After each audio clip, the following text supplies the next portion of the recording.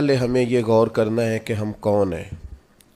ہم وہ لوگ ہیں جنہیں اللہ نے لاکھوں کروڑوں لوگوں میں منتخب کیا ہے اپنے گھر میں جانے کے لیے۔ احساس تلے دبے ہوئے لوگ کہ یار میں ہی اس کے گھر جا رہا ہوں، اللہ نے مجھے ہی بلا لیا ہے، بہت بڑا احساس ہے اگر کسی کو نصیب ہو جائے۔ انسان کی گردن اٹھتی نہیں، آنکھیں کھلتی نہیں۔ امام حسن رضی اللہ تعالیٰ عنہ صحابہ میں سے کثرت سے جاتے تھے، اور سیدنا عثمان غنی رضی اللہ تعالیٰ عنہ کثرت سے جاتے تھے، تو پیدل جاتے تھے اکثر حضرت حسن رضی اللہ تعالیٰ عنہ۔ لوگوں نے کہا کہ سواریاں موجود ہیں تو پھر آپ کا یہاں سے پیدل جانا، تو فرمانے لگے کہ جب انسان مالک کے حضور جائے تو پھر اسے عاجزی سے جانا چاہیے۔ تو پروٹوکول کی طبیعت چھوڑ کر یہاں جانی چاہیے، اس لیے کہ اللہ تعالیٰ دیکھیں اسلام ہم پر کوئی سختی نہیں کرتا۔ سیدہ عائشہ صدیقہ رضی اللہ تعالیٰ عنہ فرماتی ہیں کہ دو چیزوں میں اگر نبی پاک علیہ السلام کو کبھی اختیار دیا جاتا تھا تو امت کے لیے جو آسان چیز ہوتی تھی اسے اختیار فرماتے تھے، مشکلات نہیں کرتے تھے۔ لیکن حج کے موقع پہ جس کو نہیں ہے عادت تامت باندھنے کی، اسے بھی باندھنی پڑے گی، سب کو ایک ہی جگہ رہنا پڑے گا۔ کیوں؟ اس لیے کہ امت مسلمہ کی وحدت قائم ہو، ایک بولی بولیں، ایک لباس میں ایک جگہ پہ اکٹھے ہوں، کہیں تو مسلمان سارے جمع ہو جائیں ایک چھتری تلے۔ تو سب سے پہلے تو جتنے ہمارے ذاتی پروٹوکول ہیں وہ ہمیں گھر چھوڑ کے جانے پڑیں گے۔ یقیناً لوگوں کے پاس پیسے بھی ہوں گے، عہدے بھی ہوں گے، لیکن اب بھئی آپ سارے ایک جیسے ہیں، اللہ کے مہمان ہیں۔ تو ایک بات تو یہ ضرور ذہن میں رکھنی چاہیے کہ ہمیں اپنے ذاتی پروٹوکول سسٹم کو یہاں ترک کر کے جانا ہے۔ دوسری بات یہ ہے کہ جب کوئی شخص کہیں سے کچھ مانگنے جاتا ہے، لینے جاتا ہے، تو اس کا کشکول سیدھا ہونا چاہیے۔ اس کی طبیعت اس طرح کی ہونی چاہیے کہ وہ کثرت سے استغفار کرے، زیادہ عبادات کرے۔ ہماری عادت نہیں ہوتی، حج ٹریننگ میں ہمیں سارے لوگ یہی بتاتے ہیں کہ زیادہ چلنا چاہیے، اور بالکل صحیح بتاتے ہیں۔ ہم زیادہ چلنے کے عادی ہوں گے تو پھر ہی وہاں جا کے چل سکیں گے۔ لیکن میں ایک بات یہ بھی کیا کرتا ہوں کہ حج پہ جانے سے پہلے نا ہمیں کو 2-3 گھنٹے مسجد میں بیٹھنے کی بھی عادت ڈالنی چاہیے، کیونکہ وہاں ہماری عادت نہیں ہوتی، اور وہاں ضروری کام یہ ہے کہ ہم حرم میں بیٹھیں عبادت کریں۔ 15 دن کا حج عمرہ، اور اس میں اگر ہمارا زیادہ وقت بازاروں میں گزر جائے تو میاں ہم تو عبادت کے لیے آئے، تو ہمیں یہ بھی عادت یہاں سے ڈال کے جانی ہے۔ کم حاجی ملتے ہیں یار ایسے جو کسی کونے میں بیٹھ کے تلاوت کر رہے ہیں، ورنہ تو جب احرام کی پابندیاں ختم ہوتی ہیں تو مینا کے اگلے 2 دن تو پھر ہم ایک دوسرے کا تعارف ہی کرتے رہتے ہیں، حالانکہ اس کا ہمیں کچھ فائدہ نہیں ہونے والا۔ عبادت کے دن ہیں، ریاضت کے دن ہیں، زیادہ سے زیادہ وقت اللہ کے لیے گزارا جائے۔ قرآن مجید نے کہا وَأَتِمُّوا الْحَجَّ وَالْعُمْرَةَ لِلَّهِ، حج اور عمرہ پورا کرنا پر کرنا اللہ کے لیے، رضا الہی پیش نظر رکھنا۔ سب سے بڑا جرم شرک ہے، اللہ شرک معاف نہیں کرے گا۔ وَيَغْفِرُ مَا دُونَ ذَلِكَ لِمَن يَشَاءُ، اس کے علاوہ ہر چیز بخش دے گا۔ تو یہ جو دکھاوا اور ریاکاری ہے، اس کو بھی نبی پاک نے شرک اصغر کہا ہے۔ کسی جگہ بھی اپنے دل میں یہ حج ایک ایسی چیز ہے جس کی حفاظت کرنی پڑتی ہے، اس کو محفوظ کرنا پڑتا ہے، اس کا خیال رکھنا پڑتا ہے۔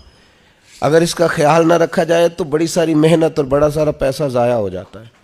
تو عرض یہ کر رہا ہوں کہ ایک تو اپنا پروٹوکول سسٹم چھوڑ جائیں، آرام اپنا گھر چھوڑ کے جائیں، واپس آ کے آرام کیجئے گا۔ اور جو ماہر ہیں نفسیات کے وہ کہتے ہیں کہ اللہ جب بندے کی نیند پوری کرانا چاہتا ہے تو 20 منٹ بھی آنکھ لگ جائے تو نیند پوری ہو جاتی ہے، ورنہ 14 گھنٹے اے سی میں سونے کے باوجود بھی لوگ اس طرح اٹھتے ہیں کہ ان کا دل کرتا ہے ایک پیناڈول کی گولی مل جائے نا، کبھی جسم دکھ رہا ہے۔ تو نیند پوری کرنے نہیں وہاں جائیں، آپ آرام اور غصہ یہ 2 چیزیں گھر چھوڑ کے جائیں۔ خاص کر کے کہا وَلَا جِدَالَ فِي الْحَجِّ، حج میں جھگڑا نہ کرنا، اور بالخصوص جو اپنی فیملیز کے ساتھ جا رہے ہیں ان سے خاص کر گزارش ہے کہ وہ بالکل اپنے سارے معاملات، فیملی کی بحثیں گھر چھوڑ کے جائیں۔ غصہ نہیں کرنا وہاں جا کے، آرام پسند نہیں ہونا، گھر آ کے کریں گے انشاءاللہ۔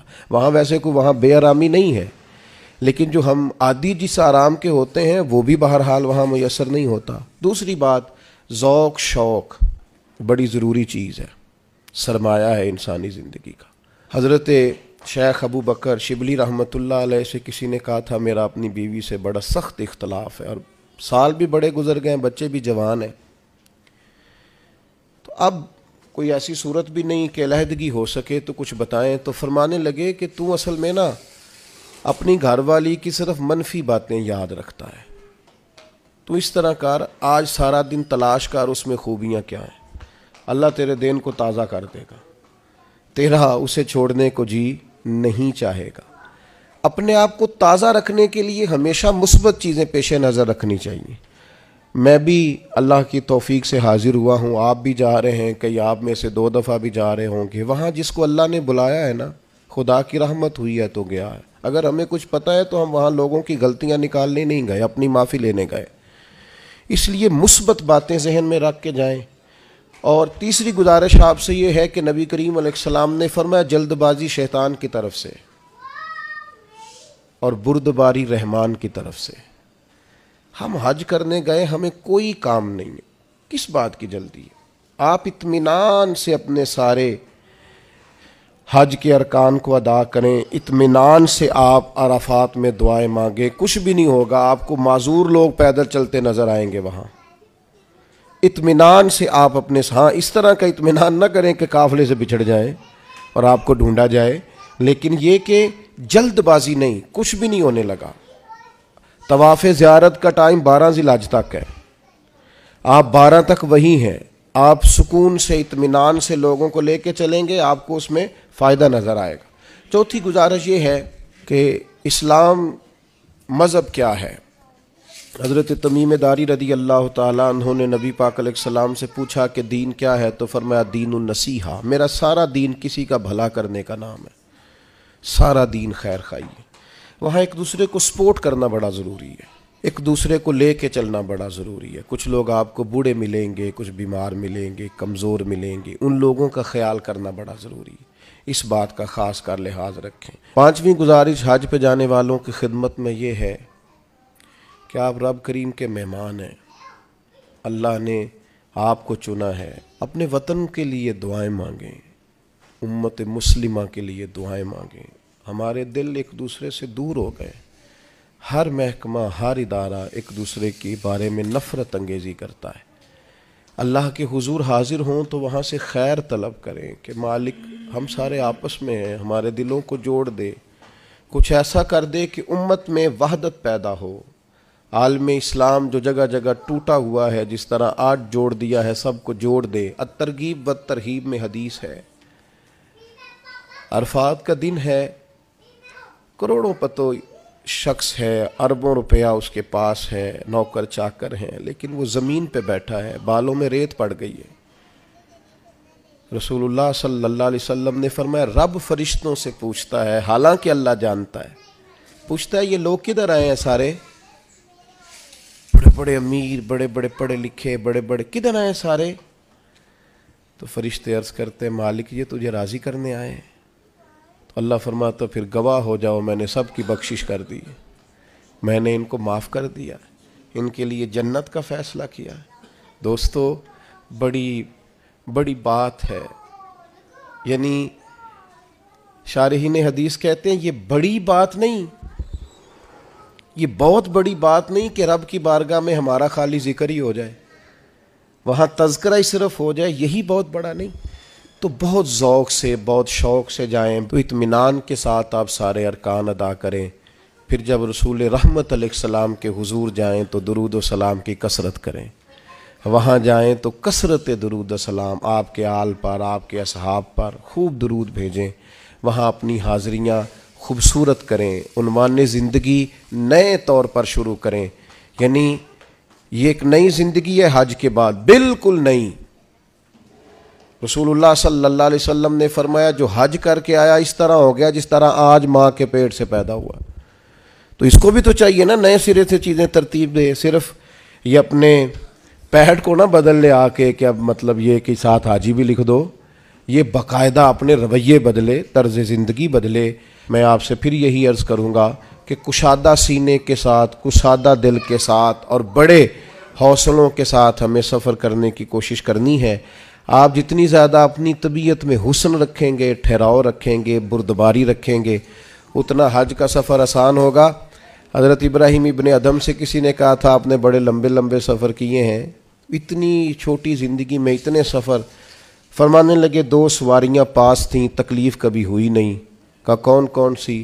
فرمانے لگے ایک صبر کی، ایک شکر کی۔ یہ 2 سواریاں ساتھ تھیں، لہٰذا کبھی آزمائش نہیں دیکھی۔ آپ کو بہت سارے لوگوں نے کہا ہوگا کہ حج میں مشکلات آتی ہیں، سب کی رائے اپنی جگہ پہ درست ہے۔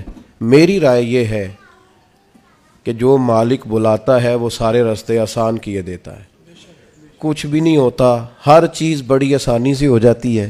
ہم نے تو یہ دیکھا ہے جو یہاں بہت تھکتے تھے نا، ہم طواف زیارت کے لیے گئے تو سب سے اوپر جگہ ملی طواف کرنے کی، کچھ پتہ نہیں چلتا، اتنی آسانی سے سارا کچھ ادا ہوتا ہے۔ بڑی چیزیں تو ویسے ہی بندہ بھول جاتا ہے۔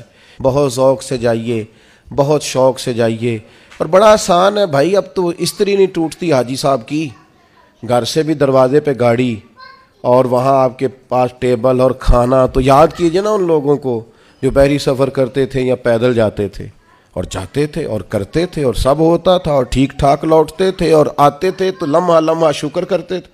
تب آپ دیکھیے کتنی آسانی سے سارے کام ہوتے ہیں، کتنی سہولیات ہیں۔ بس ذوق شوق، تحمل، بردباری، محبت، پیار، استغفار۔ ابھی سے موبائل کو وقت دینا کم کر دیں۔ موبائل کی جگہ تسبیح لے لیں ہاتھ میں، تسبیح ہاتھ میں ہو تو چلتی بھی رہتی ہے، کچھ نہ کچھ بندہ پڑھتا بھی رہتا ہے۔ اور اگر موبائل رکھنا بھی ہے تو قرآن مجید رکھیں اس کے اندر اور تلاوت کریں، اور اللہ تبارک و تعالیٰ کی یاد میں وقت گزاریں، تھوڑے سے تنہائی پسند ہوں۔ پھر دیکھیے حج میں عبادت کی کتنی لذت آتی ہے۔ دل کی گہرائی سے دعا کرتا ہوں اللہ تعالیٰ اس سارے قافلے کے سفر کو آسان کرے، لمحہ لمحہ آپ سب کے لیے اللہ تعالیٰ رحمت والا فیصلہ فرمائے۔ اگر کہیں ہمارے چہرے یاد آ گئے تو یقیناً امید ہے کہ آپ ہمارے لیے دعا کریں گے۔ اللہ تبارک و تعالیٰ یہ سعادت مندی ہم سب کو بار بار نصیب کرے۔